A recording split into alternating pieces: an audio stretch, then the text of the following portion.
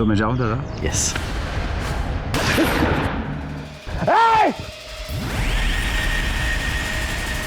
दादा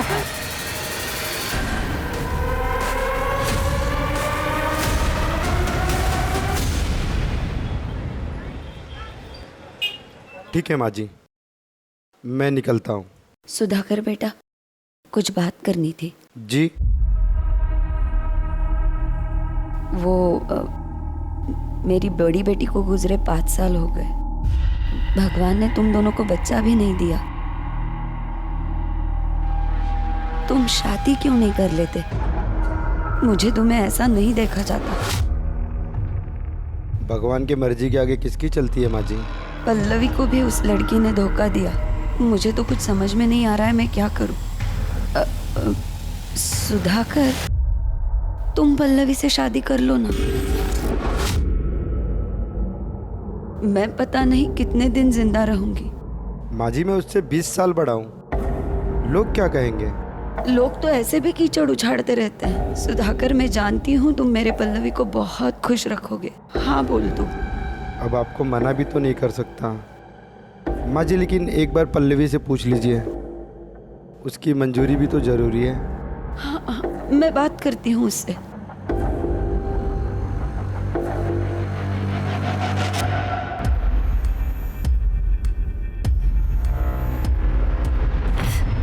देख बेटा, सुधाकर बहुत अच्छा आदमी है।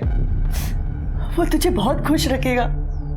तेरा किसी लड़के के साथ चक्कर होता ना तो भी ठीक था, लड़की के साथ पर आई इस पे क्या गलत है? वीडियोस का तो लोग थूकेंगे आप पर। तू सुधाकर के साथ शादी के लिए हाँ कर दे, वरना मैं अपनी जान दे दूंगी। हाय तू ये क्या कह रही है? तू ऐसा कुछ नहीं करेगी। मैं शादी के लिए रेडी हूँ। आई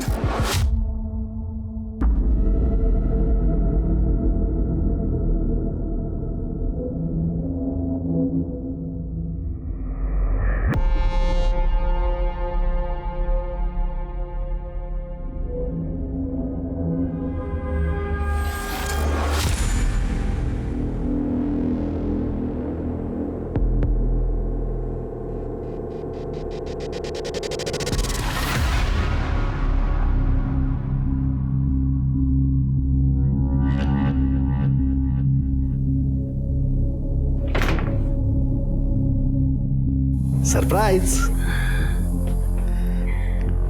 कैसे लगा? बहुत खूबसूरत। लेकिन तुमसे ज्यादा नहीं। थैंक्स।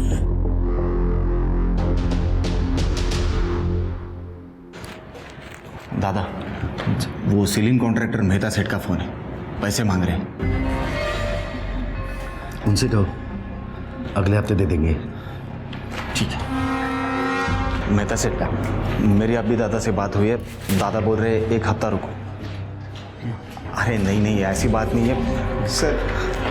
अरे क्या हुआ रामू, क्यों रो रहे हैं? सर, मेरी माँ बहुत बीमार है, मुझे छुट्टी चाहिए। अरे जाओ। अरे सुनो, कुछ पैसे रखो और कुछ जरूरत लगी तो फोन कर देना।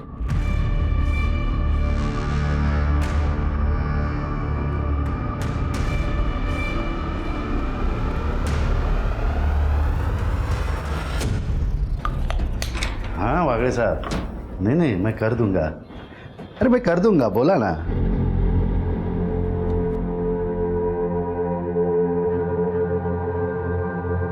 पल्लवी,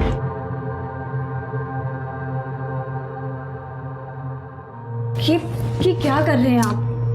मेरा बिल्कुल भी मूड नहीं है। ठीक है, तुम्हारा मूड कैसे ठीक करना है मुझे आता है। 1 सेकंड, ये तुम्हारे लिए है। ये मुझे रात में पहन के दिखाना, मैं इंतजार करूंगा। ठीक है। मैं आता हूं।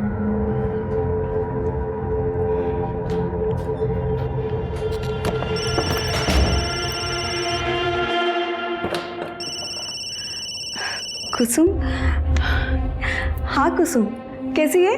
मैं ठीक हूँ, पर तुझे बहुत मिस करती हूँ। I miss you too. तुझे गुड न्यूज़ देनी थी, मेरे पति का पंचगनी में ट्रांसफर हो गया है। क्या कहा तूने? सच में? तू ऐसा कर, मेरे यहाँ पर शिफ्ट हो जा। यहाँ बहुत सारे रूम्स हैं, मैं अभी सुधाकर से बात कर रही हूँ। और वैसे भी यहाँ कोई रेंट वेंट नहीं लगने वाला, ठीक है? ठीक है।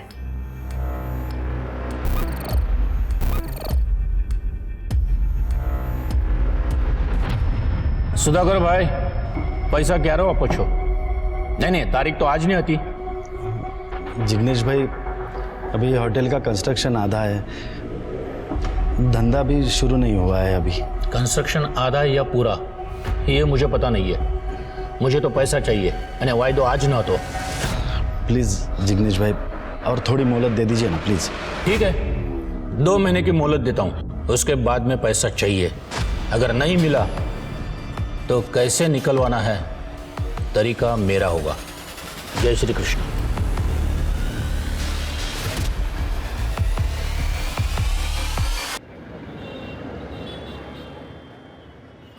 मुझे आपसे एक बात करनी है।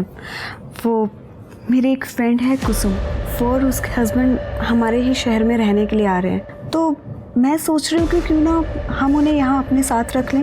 वैसे भी अपने पास बहुत सारे रूम्स हैं। बीवी का हुक्म सर आंखों पर। सरकार, मैंने आपकी बात कभी टाली? बुला लीजिए।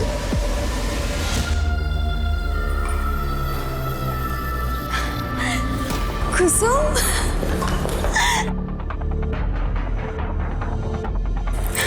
हाय। हाय। मैं अभी अपने हस्बैंड को बुलाती हूँ। Sudhakar, meet my friend Kusum and her husband Deepak. Hello sir. Hello, nice to meet you. मैंने कहा था ना आपको कि ये दोनों यहीं रहेंगे। Welcome sir. Excuse me. या प्लीज कम।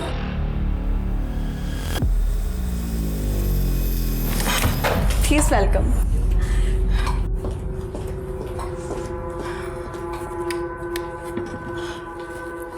कैसा लगा रूम? एक्चुअली आपके आने से पहले ही मैंने रूम रेडी करवा दिया था। आपका बहुत बहुत शुक्रिया। ये कुसुम तो आपसे मिलने के लिए बेताब हो रही थी। चलो अभी आप दोनों सहेलियां गप्पे लड़ाओ। अब तो हम दोनों वो सब कुछ करेंगे जो शादी से पहले किया करते थे। अब मैं फ्रेश हो जाता हूँ।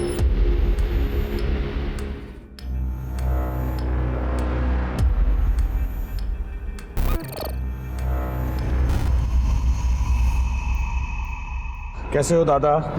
अरे शैलेश। दादा एक इंक्वायरी आई है। 8 साल के बच्चे की बर्थडे पार्टी है, बैटमैन थीम है, तो मैंने उनको आपका नंबर दे दिया है, बात कर लेना। Thank you very much Shailesh, तुम इतने ऑर्डर्स लाते हो, तुम्हारी वजह से ये बिजनेस चल रहा है। दादा एक बात पूछूं, अगर आपका बिजनेस इतना अच्छा चल रहा है तो फिर आप इसे बेच क्यों रहे हो? मैं ये प्रॉपर्टी बेच रहा हूँ? हाँ, तुम्हारा भाई मनोज रमणीक शाह को दोनों प्रॉपर्टी बेच रहा है।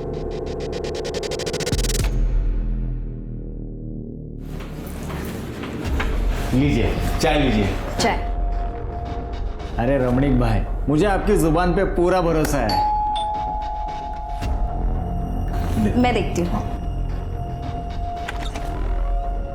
अरे दादा तुम्ही? मनोज कहाँ है? अंदर है वो रमणीक भाई के साथ। मनोज, तुमसे कितनी बार कहा है, जब तक मैं जिंदा हूं तब तक ये होटल नहीं बेचूंगा। और रमणीक भाई, यहाँ पे कोई डील नहीं हो रही, निकलो ऐसे। Get out. अरे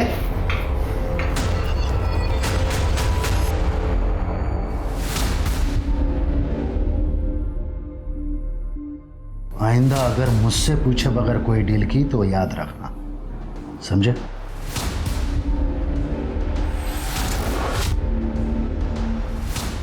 चाहे कुछ भी हो जाए, अब तो ये सब कुछ बेच के रहूंगा।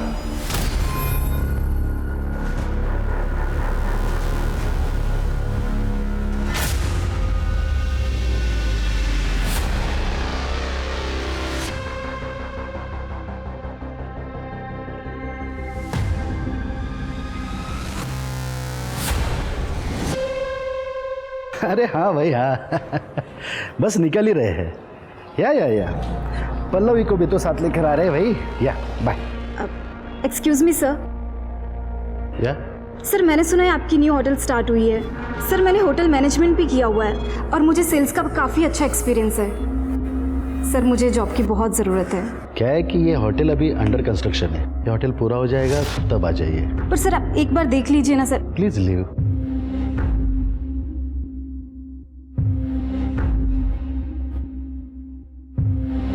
रख लीजिए ना, वैसे भी होटल तो बन ही रहा है, आज नहीं तो कल स्टाफ की ज़रूरत तो पड़ने ही वाली है। And in fact she is looking very beautiful, graceful and well educated. सरकार आपके आगे कोई बोल सकता है? जैसे आपकी मर्जी। अरे हाँ भाई, निकल चुके। या सर, या thank you so much ma'am. हमने तुम्हें जॉब पर रख तो लिया है, लेकिन तुम्हें वो सब कुछ करना होगा जो मैं तुम्हें कहूँगी। ओके मैम, मैं कुछ भी करूँगी।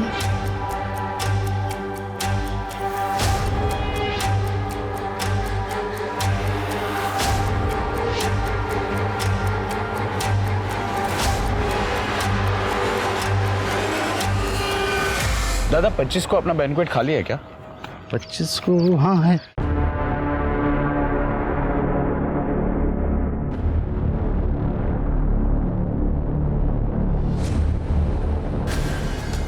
तो मैं जाऊँ दादा? यस।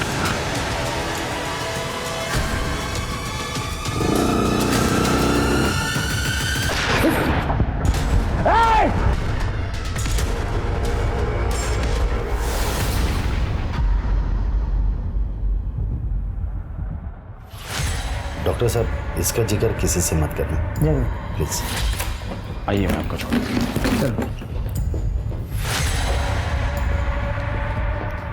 मुझे बहुत ज़्यादा टेंशन हो रही है। हम पुलिस स्टेशन चलते हैं कंप्लेंट करने के लिए। अरे नहीं, शायद ये मनोज का काम होगा। पुलिस केस हो गया ना तो अपने होटल का नाम उछलेगा, बिजनेस पर असर होगा। अरे तुम टेंशन मत लो, अरे गोली सिर्फ छूकर चली गई है।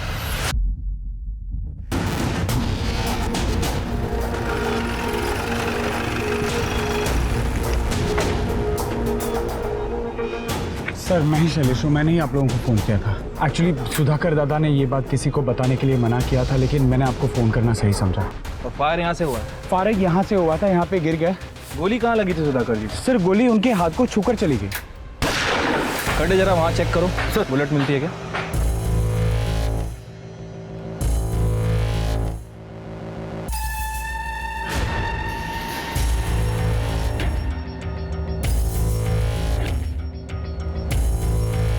सर इधर आइए।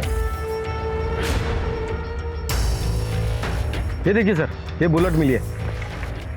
शायद ये बुलेट यहाँ पर लगी है और यहाँ से फिर इधर नीचे गिरी थी। खड़े एक काम करो, इस बुलेट को बैलिस्टिक के लिए भेजो। सर सुधाकर जी कहाँ हैं अभी? अपने रूम में आराम कर रहे हैं। ओके, यहाँ पे सीसीटीवी तो होगा ना? हाँ सर है ना। फुटेज चाहिए थी। आइए मैं दिखाता हूँ। सर गोली छूकर निकली है, कोई बड़ा जख्म नहीं है। हाँ, लेकिन फिर भी आपके ऊपर हमला हुआ है सर। अच्छा, आपकी किसी से कोई दुश्मनी, कोई झगड़ा वगैरह? नहीं सर, किसी से दुश्मनी नहीं है और हमें कंप्लेंट भी नहीं करनी है। Are you sure? 100%। ठीक है, चलो।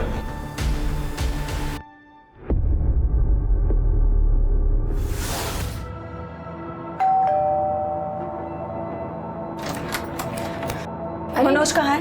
अंदर है वो। तुम्हें शर्म नहीं आती? तुमने अपने ही भाई पर हमला करवाया। वहीनी, आप ये क्या कह रही हैं? सही कह रही हूँ मैं। तुमने अपने भाई पर हमला इसलिए करवाया ना क्योंकि उन्होंने प्रॉपर्टी सेल करने के लिए मना किया था तुम्हें। वही आप कुछ भी बोल रही हो। मैं मानता हूँ भाई और मेरे सोचने का तरीका अलग है, लेकिन इसका मतलब यह नहीं कि मैं उन पर हमला करवाऊंगा। और ऐसा करने की सोचना भी मत, वरना मुझसे बुरा कोई नहीं होगा। ये वहीनी जो कह रही थी वो सच है? अरे कायपन काय बोलते कविता, तेरी कसम मैंने ऐसा कुछ नहीं किया। सर, सुधाकर पे जिस गन से फायर किया गया था उसकी बैलिस्टिक रिपोर्ट के हिसाब से वो देसी कट्टे से फायर हुआ था सर। अच्छा, और क्राइम सीन का सीसीटीवी फुटेज भी मिला है। ये देखिए, ये दो लोग हैं, बाइक से जा रहे हैं। बाइक में नंबर प्लेट भी नहीं है सर। आई विटनेस के डिस्क्रिप्शन के हिसाब से एक का डिस्क्रिप्शन मैच भी कर रहा है, और जिसने फायर किया था वो लेफ्ट हैंडेड है। एक काम करो शिरके, क्रिमिनल लिस्ट में देखो कौन लेफ्ट हैंडेड शूटर है, और अपने खबरों को अलर्ट कर दो। ये सुधाकर ने कंप्लेंट की थी? नहीं सर। तो ये भी पता करो सुधाकर ने कंप्लेंट क्यों नहीं की। Okay sir.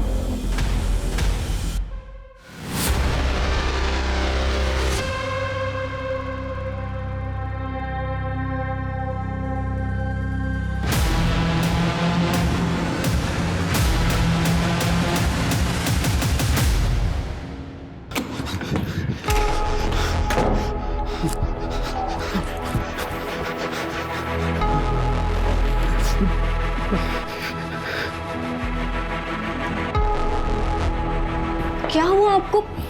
आप इतने डरे डरे क्यों हैं? अरे कुछ बताएंगे आप? रुकिए मैं पानी देती हूँ आपको।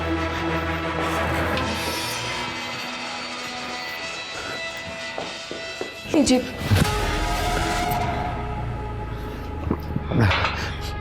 बताएंगे कुछ? क्या हुआ, क्या है? कांड हुआ। कांड? कैसा कांड?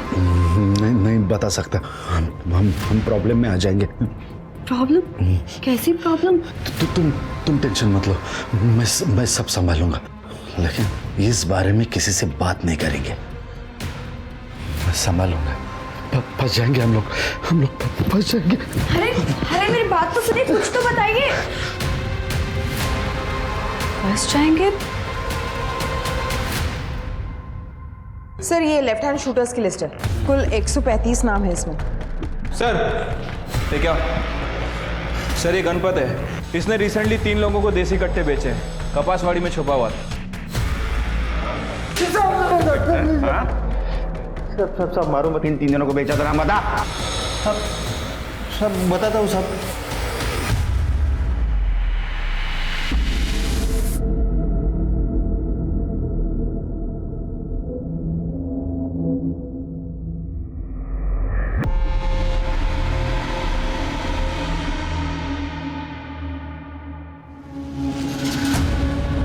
तुमने मुझे यहाँ क्यों बुलाया?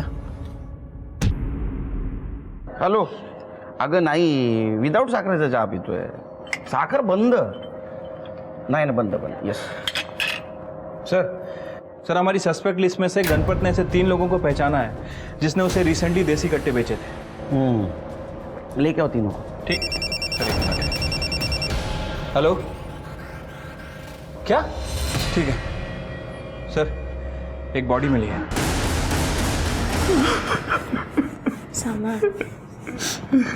हे भगवान, कैसे हुआ? तुम्हारे भाई की लाश तुम्हारे घर के बाहर मिलती है, ये तुम्हें अजीब नहीं लगता? सर मैं खुद परेशान हूँ कि हमारे घर के बाहर मेरे दादा की लाश कैसे है। सर दादा बहुत अच्छे इंसान थे, हमेशा सबकी मदद करते थे। ये कौन? ये हमारे पेइंग गेस्ट है, कुसुम और दीपक। आपको मालूम है इस मर्डर के बारे में? नहीं सर, हमें भी अभी अभी पता चला है। जब तक इन्वेस्टिगेशन जारी है आप लोग शहर छोड़ के बाहर नहीं जा सकते।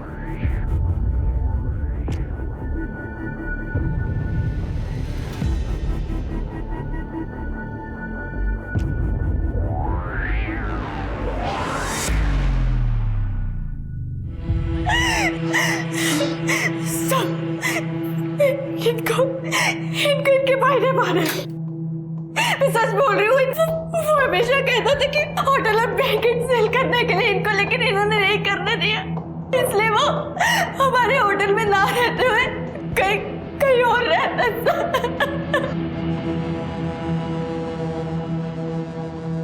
सर गणपत ने जिन 3 लोगों को पहचाना था उसमें से 2 लोग यूपी और झारखंड में हैं, लेकिन एक बंदा है जिसे रिसेंटली पंचगनी में देखा गया है, विनोद नाम है उसका। उठाओ उसको। ठीक है सर।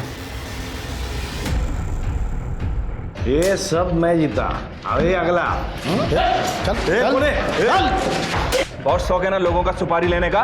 सुधाकर को तू नहीं टपका है ना? नहीं साहब, वो रमणीक शाह ने मुझे सुपारी दिया था सुधाकर को मारने का, लेकिन मेरा निशाना चूक गया साहब, मैंने नहीं मारा उसे। पहले हमले की नहीं, दूसरे की बात कर रहा हूँ। दूसरा हमला?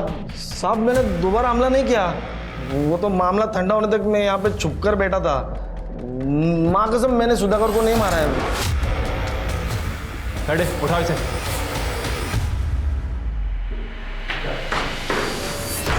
देखा है इसको? अरे सर मैं तो इसको जानता तक नहीं, मैं तो उसको पहली बार देख रहा हूँ। आपको कोई कुछ भी बोलेगा और आप मान लोगे? अरे सर मैंने कुछ नहीं किया है, मानो मेरी बात। देख रमनिक भाई, तेरी पूरी हिस्ट्री है हमारे पास। तूने प्रॉपर्टी के नाम पे जितने भी कांड किए सब पता है हम लोगों को। प्रूफ नहीं है हमारे पास। जिस दिन प्रूफ हाथ लगेगा ना, सिर्फ ठोकूंगा ना तेरी। चल निकल। सर सुधाकर की पीएम रिपोर्ट आ गई है सर। सर रिपोर्ट के हिसाब से उसकी मौत 17 सितंबर को 12 से 2 बजे के बीच में हुई। सर पर किसी भारी चीज़ से वार किया गया था, ट्रोमा की वजह से उसकी मौत हुई। कंफ्यूजन ये है शिरके कि सुधाकर की पत्नी पल्लवी अपने देवर मनोज पर आरोप लगा रही है कि उसने सुधाकर का खून किया। लेकिन एक बात समझ में नहीं आ रही है, ये मनोज ने अपने भाई का मर्डर करके उसकी बॉडी अपने ही घर के बाहर डंप क्यों की? सर कहीं ये काम इस रमणीक का तो नहीं है? क्योंकि इससे पहले भी बहुत कांड कर चुका है। हमारे पास सबूत नहीं था इसलिए इसे छोड़ना पड़ा। ये रमणीक और मनोज दोनों पे ध्यान रखो, और सुधाकर की पत्नी पल्लवी उससे पूछताछ करो। साहब मैं आपको एक बात बताना भूल गई। करीब 12 दिन पहले 8 सितंबर को मेरे पति डरे हुए घर पर आए थे और कह रहे थे कि कोई कांड हो गया है। कांड हुआ? कांड? कैसा कांड? नहीं बता सकता। हम प्रॉब्लम में आ जाएंगे। किस तरह का कांड हुआ था, कुछ बताया सुधाकर जी ने? नहीं सर, उन्होंने मुझे कुछ नहीं बताया, लेकिन कह रहे थे कि मुझे कि हमें जान का खतरा है। अच्छा हमें क्राइम सीन पे सुधाकर जी का फ़ोन नहीं मिला। क्या वो अपना फ़ोन घर पे भूल के गए थे? नहीं, उनका फ़ोन 17 तारीख से बंद आ रहा है। ठीक है। सर सुधाकर की 8 सितंबर की फोन लोकेशन डिटेल्स। इसमें कुछ भी सस्पिशियस नहीं दिख रहा है। और सुधाकर उस दिन 3 से 3:30 के बीच में जनता नगर में मौजूद था। लेकिन जनता नगर जैसे सुनसान एरिया में क्या कर रहा था? वो भी आधा घंटा। ठीक है, जरा जनता नगर जाके चेक करो। ठीक है सर।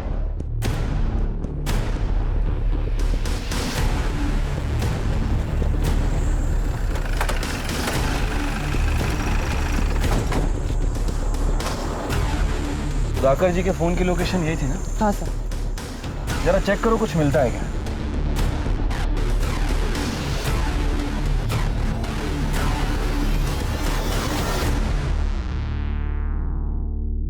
सर वो सैंडल के डिटेल्स का क्या हुआ? सर उस औरत ने बेस्ट क्वालिटी ब्रांड की 6 नंबर की चप्पल पहनी हुई थी। एक ही वेबसाइट पर अवेलेबल है और तकरीबन 58 औरतों ने 6 नंबर की उसी डिजाइन की चप्पल इस वेबसाइट से मंगाई है। सर उन सारी औरतों की इंक्वायरी कर रहे हैं। सर ये विनोद जिसने सुधाकर जी पे हमला किया था, सर ये रमणीक शाह का नाम ले रहा है। लेकिन मुझे इसके ऊपर शक है सर, क्योंकि विनोद के अकाउंट में सुधाकर जी के भाई मनोज ने पैसे ट्रांसफर किए हैं।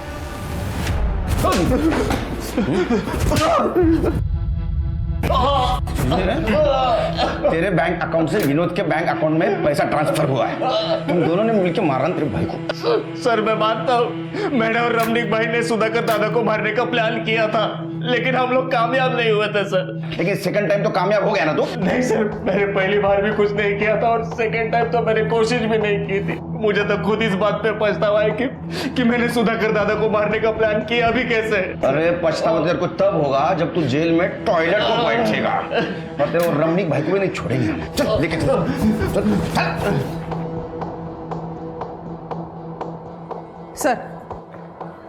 सर बेस्ट क्वालिटी ब्रांड की सैंडल खरीदने वाली 57 औरतों से हमारी बात हुई है।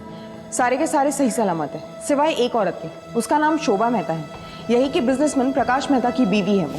सर लेकिन शोभा मेहता की कोई भी मिसिंग कंप्लेंट दर्ज नहीं हुई है। तो इसका मतलब सुधाकर जिस कांड के बारे में बात कर रहा था शायद वो यही कांड होगा। क्या ये सुधाकर शोभा मेहता को जानता था? ये दोनों के मर्डर का आपस में कुछ ना कुछ कनेक्शन जरूर लग रहा है। प्रकाश मेहता से बात करो। सर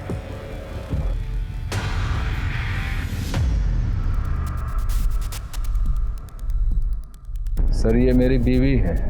ये साड़ी, ये सैंडल उसी के हैं सर। तुम्हारी बीबी शोभा इतने दिनों से गायब थी और तुमने पुलिस कंप्लेंट नहीं की, क्यों? शोभा अक्सर बिना बताए अकेली ही कहीं ट्रिप पर निकल जाती थी। मैं भी अपनी बिजनेस ट्रिप्स में बिजी रहता हूँ, इसीलिए सर इतने दिनों से गायब है, पता ही नहीं चला सर। चलो मान लेते हैं कि शोभा बिजनेस ट्रिप पे जाया करती थी, तुम भी बिजी रहते थे, लेकिन फ़ोन करके एक दूसरे का हाल चाल तो पूछते होगे ना?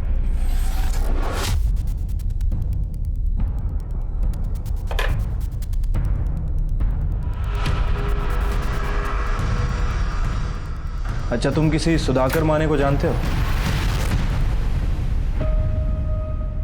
सर नहीं देखो शिर्के, मैं क्या बोल रहा हूँ। सर, शोभा की पोस्टमार्टम रिपोर्ट। सर, रिपोर्ट के हिसाब से शोभा की मौत गला घोटने की वजह से हुई है, रस्सी का इस्तेमाल हुआ और 8 सितंबर को दोपहर 2 से 4 बजे की उसकी मौत हुई है, जिससे सुधाकर का टावर लोकेशन मैच होता है। सर मुझे एक बात समझ नहीं आ रही है, ये प्रकाश की बीबी शोभा इतने दिनों से गायब है और इसे कोई खबर ही नहीं, और उसने जो कारण बताया सर वो तो बिल्कुल भी डाइजेस्ट नहीं हो रहा है। ये प्रकाश की कुंडली निकालो, देखो ये सच बोल रहा है झूठ। ठीक है सर, मैं उसकी कुंडली निकालता हूँ।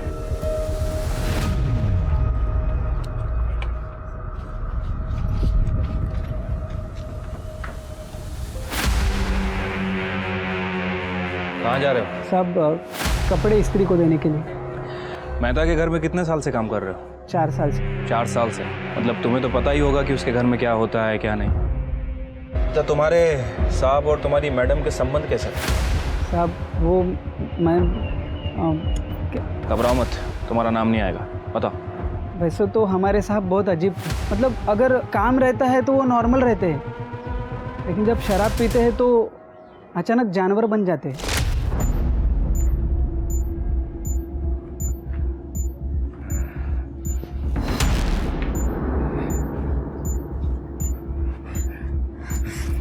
आप फिर से क्या गए? तो चल कर। अरे बेडरूम में तो चलिए। तो ये क्या है? घर है मेरा, जहाँ मेरा मन करेगा मैं वहाँ मजे करूँ। सुन, तू मेरी बीवी है, मेरी बात माननी पड़ेगी तुझे। तू कहाँ जा? इधर ही रुक और देख, मजा आएगा तुझे। चल रुक जाइए ना, छोड़ दीजिए मुझे।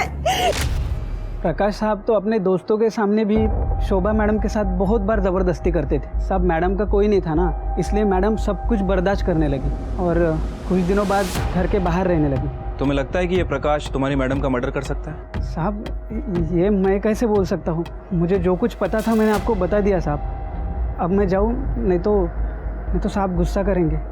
ठीक है, जाओ। स्वाति, ये प्रकाश एक नंबर का कमीना आदमी है। मुझे लगता है कि इसने अपनी बीवी का मर्डर किया है या फिर किसी से करवाया है, और ये सब होते हुए उस सुधाकर ने देख लिया था। प्रकाश ने सुधाकर को भी रास्ते से हटा दिया। हाँ सर, हो सकता है, पॉसिबिलिटी तो है। एक काम करो, शोभा और सुधाकर इनकी और डिटेलिंग करो। आई एम श्योर कुछ ना कुछ हाथ जरूर लगेगा। सर, हमें तुम्हारे घर की तलाशी लेनी है। हाँ, शौक से लीजिए। कड़े सर।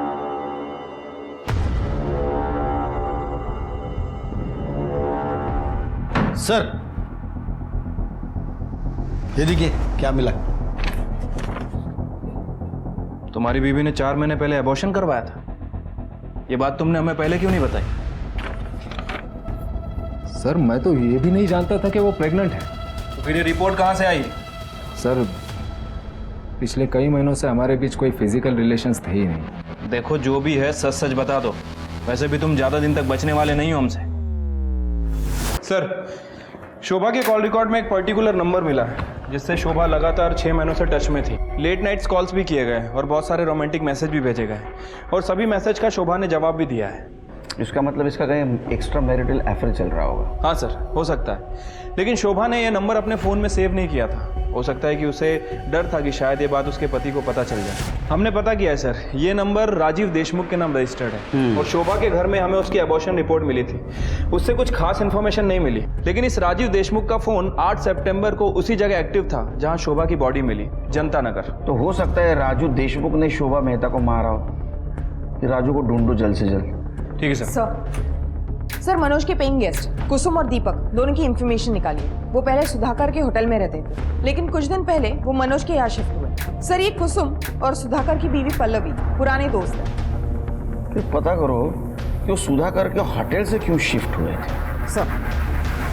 सर होटल छोड़ा नहीं था, छोड़ना पड़ा था। सर एक दिन मैं भैया से बात करने के लिए होटल चला गया था, तो मैंने देखा कि हॉल में भैया और दीपक में किसी बात पे झगड़ा चल रहा था। इसके आगे एक लफ्ज भी कहा ना तो यहीं पे मार डालूंगा। अपनी बीवी को उठा और आज ही हमारा घर छोड़कर चला जा। तुम्हारी शक्ल भी नहीं देखनी मुझे। दादा दादा छोड़िए आप, चलिए आप चलिए।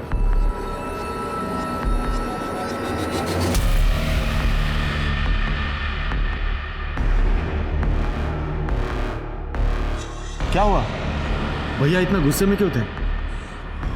वो तो मैं अभी बता नहीं सकता, लेकिन उन्होंने कहा है कि घर छोड़ के जाने के लिए।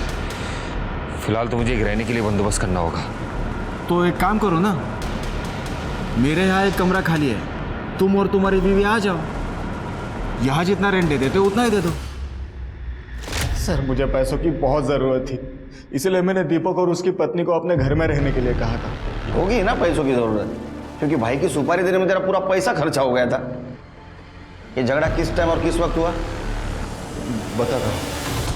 सर राजीव देशमुख की डिटेल्स निकाली है, पता चला है कि उसकी मौत 1 साल पहले ही हो गई थी। अच्छा, इसका मतलब उसका नंबर कोई और यूज कर रहा है। ये राजीव देशमुख के बारे में पता करो, माजरा क्या है। ठीक है सर। सर सुधाकर के होटल की 11 तारीख की सीसीटीवी फुटेज।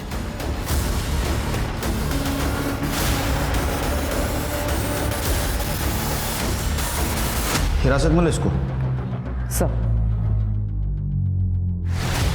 मैं आ तो रहा हूं। देखा झगड़ा क्यों हो रहा था? क्या ऐसा तो नहीं कि सुधाकर को तूने मार दिया? अरे नहीं सर, ऐसा मैंने कुछ नहीं किया। कर दे सर। बोल। झगड़ा किस बात को लेके हो रहा था? सर एक्चुअली मेरी बीवी कुसुम और पल्लवी, इन दोनों के बीच में अफेयर चल रहा था। दोनों लेस्बियन है सर।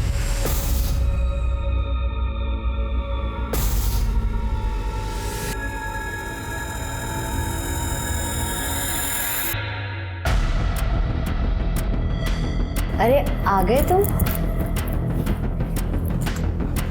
उन दोनों पे मुझे शक होने लगा था।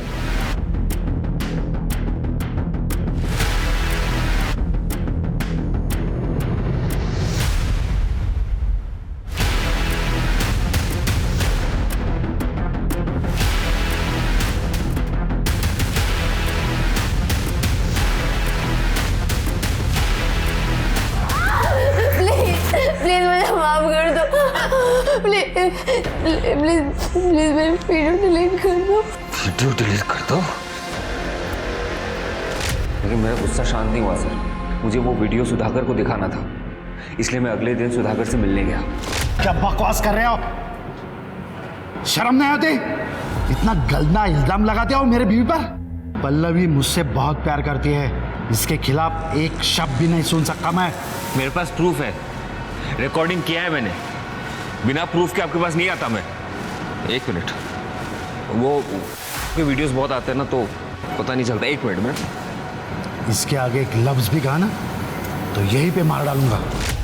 सुधाकर ने मुझे होटल छोड़ के चले जाने को कहा। मेरी बीवी बहुत रोई, गिड़गिड़ाने लगी। मुझे लगा कि इस मैटर को यही बंद कर देते हैं।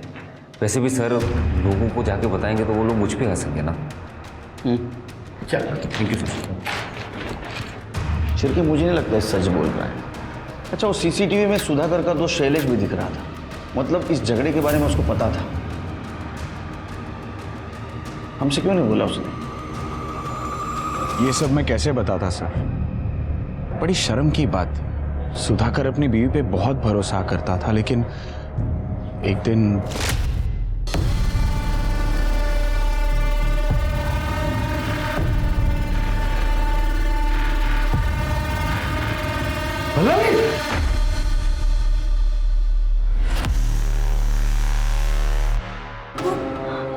आप जैसा सोच रहे वैसा कुछ नहीं है। Shut up!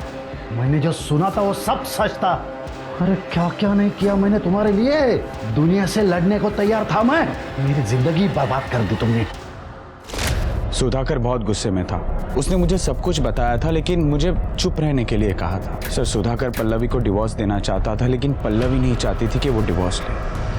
मुझे कहने में भी बड़ा अजीब लग रहा है। ये आप लोग क्या कह रहे हैं? मैं मेरे पति की मौत से पहले इतना ज्यादा परेशान हूँ और आप लोग उस पर इतना बड़ा आरोप लगा रहे हैं। मेरे और मेरे पति के बीच में कोई प्रॉब्लम नहीं थी सर। हम दोनों में बहुत ज्यादा प्यार था। आपको किसी ने बहकाया है सर। आगे ठीक है, पकड़ के रखो उसे। सर, सुधाकर जी के मोबाइल में किसी ने दूसरी सिम डाल के यूज करने की कोशिश की है। कर्डे ने उसे पकड़ लिया है। चलो।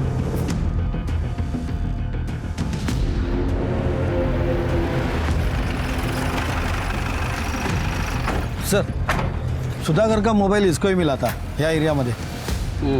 किस जगह मिला था बता सकते हो? हाँ सर। चल।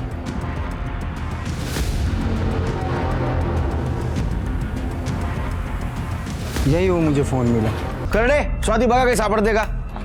मतलब बॉडी को यहाँ से घसीटा गया।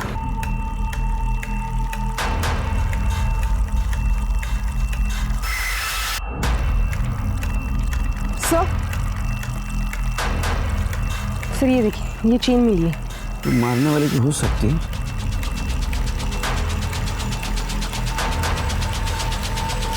सर, ये देखिए सर, खून लगा हुआ रॉड मिला है। फॉरेंसिक को भेज दो। पेंडेंट किसका हो सकता है? घरी आल्यानंतर हिशोब करू। आता ठेव। सर, राजीव देशमुख के बारे में पता किया है। सर, इसका एक भांजा है जो अक्सर इससे मिला करता था। इससे हम पहले भी मिल चुके हैं। सर लैब ने कंफर्म किया है, क्राइम लोकेशन पे जो सूखा खून मिला है वो सुधाकर का ही है। और वो जो पेंडेंट है वो किसका है ये भी पता चल गया है। किसका? इसे पहचानती है? हाँ सर। क्या मैं वहां मिला जहाँ सुधाकर का खून हुआ था?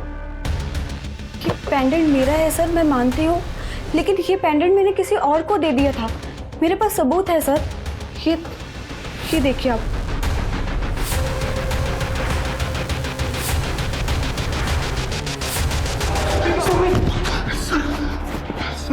सर, आपको कुछ गलतफहमी हुई है। मैं बेकसूर हूँ सर। गलतफहमी हमें नहीं, गलतफहमी तुझे हुई है।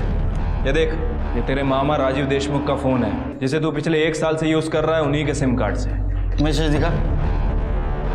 ये देख, इसमें तूने शोभा को शादी का वादा किया था। और एक और बात, ये देख, 8 तारीख को तेरे फोन का लोकेशन जनता नगर। अब बोलेगा या चमत्कार दिखाओ? कर गया नहीं सर, मेरा और शोभा का अफेयर चल रहा था। अभी बोला। शोभा अपने पति से बहुत परेशान थी सर, इसलिए वो मुझसे प्यार करने लगी। उसका अबॉर्शन कराने के बाद वो मुझसे शादी करने की बहुत जिद कर रही थी। मैं तुमसे शादी नहीं कर सकता, मैं शादीशुदा हूँ। शोभा, मुझे लगा कि हम लोग सिर्फ टाइम पास कर रहे हैं, लेकिन तुम तो कुछ ज्यादा ही सीरियस हो गई। मुझे धोखा दिया? नहीं। मेरा इस्तेमाल किया? नहीं शोभा, मैं तुमको नहीं छोड़ूंगी। शोभा, तुम्हारे घर वालों को बता दूंगी तुम क्या चीज हो। छोड़ो मुझे। नहीं।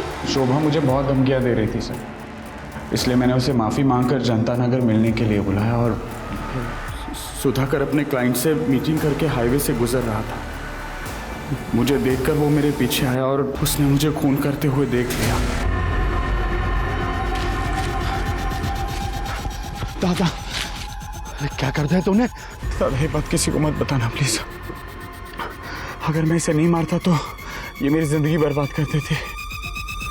सुधाकर ने दोस्ती की खातिर मेरे राज को राज ही रखा। ये हमें वहां मिला जहाँ सुधाकर की लाश मिली, और ये रॉड जिससे तुमने सुधाकर को मारा था, तुम्हारे फिंगरप्रिंट्स है इसके ऊपर। ये पेंडेंट मेरा है सर, मैं मानती हूँ, लेकिन ये पेंडेंट मैंने किसी और को दे दिया था। मेरे पास सबूत है सर। ये देखिए आप।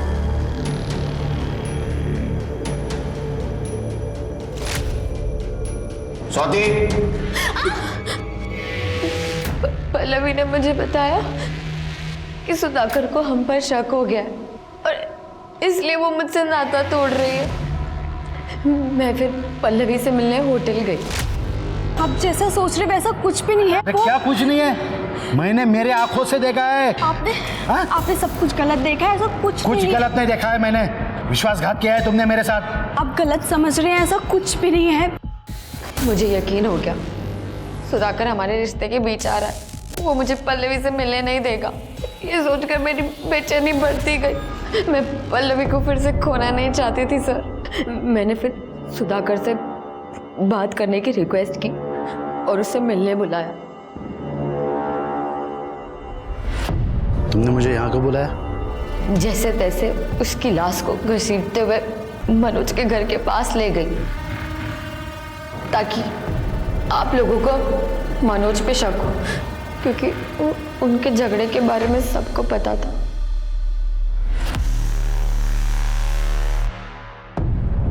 मैंने दीपक के मोबाइल से पल्लवी और मेरी वीडियो भी डिलीट कर दी। जिस पल्लवी के लिए तुमने इतना सब किया, उस पल्लवी का मोनिका के साथ अफेयर शुरू हो गया। क्या? नहीं, ऐसे नहीं हो सकता। पल्लवी मुझसे प्यार करती है। ये झूठ है। ये सच है। पल्लवी का दूसरा अफेयर मोनिका के साथ चल रहा था और इसीलिए वो तुम्हें अपने से दूर करना चाहती थी। और सुधाकर का और उसका झगड़ा भी इसी बात को लेकर हो रहा था।